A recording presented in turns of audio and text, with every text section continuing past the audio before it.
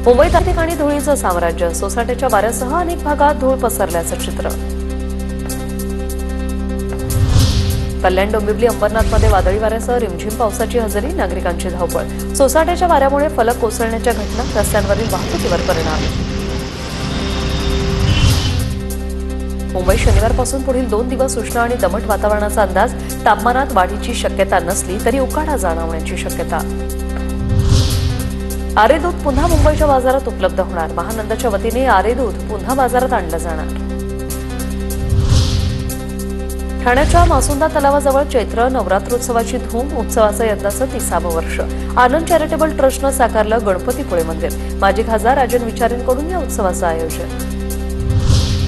पुण्यातील आळंदीत इंद्राणी पुन्हा एकदा पेसाळली, मुख्यमंत्र्यांच्या आश्वासनानंतरही इंद्राणीच्या प्रदूषणावर कोणताही तोडगा नाही, भाविकांमध्ये नाराजी।